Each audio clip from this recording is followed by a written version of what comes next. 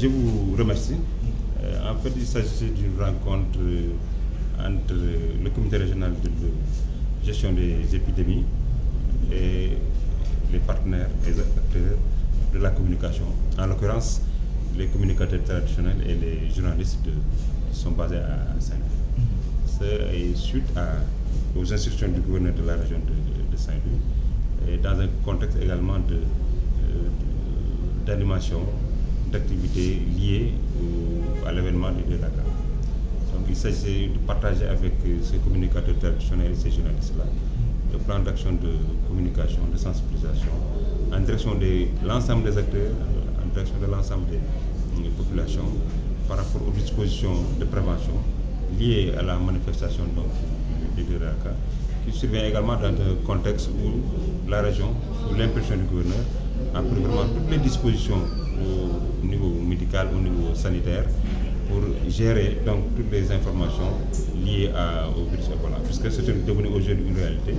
Et la région est en train de prendre vraiment toutes les dispositions pour gérer cette activité-là, sensibiliser les populations et transmettre le maximum d'informations utiles en direction donc de cette population, surtout dans un dispositif de prévention.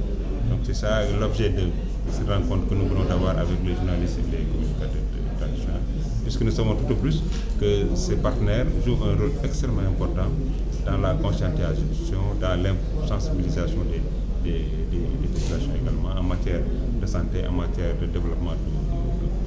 Le gouverneur nous a ainsi vraiment de rencontrer et de partager un peu avec vous également le plan d'action en direction des populations. Quelles sont les grandes préoccupations qui ont été soulevées par les grandes préoccupations, c'était de voir dans quelle mesure les communicateurs traditionnels, les journalistes peuvent s'impliquer dans la vie.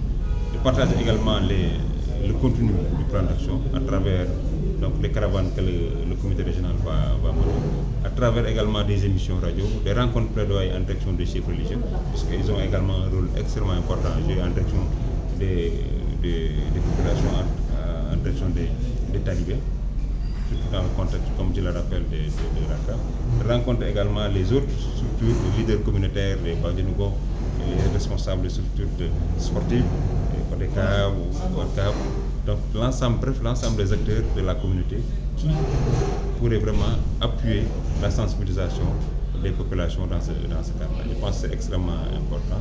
Et de voir également à ce niveau quel rôle, quelle place les leaders communautaires, les communicateurs traditionnels et les journalistes peuvent jouer, accompagner donc, le comité régional dans l'atteinte des objectifs. Et la préoccupation majeure qui se pose, quels sont les dispositifs de sensibilisation et de prévention qui seront développés au niveau des sites d'accueil des pèlerins.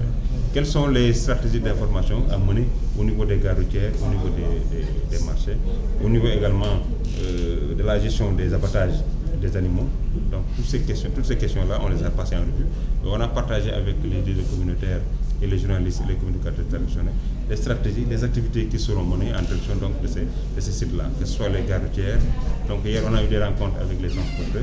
Au niveau des marchés, donc des activités seront menées à travers des caravanes. Les émissions radio également, qui couvrent l'ensemble des populations, sont vraiment l'activité phare qui permettra vraiment d'atteindre le maximum de populations pour les informer par rapport au contexte, par rapport aux mesures d'hygiène à prendre. Voilà.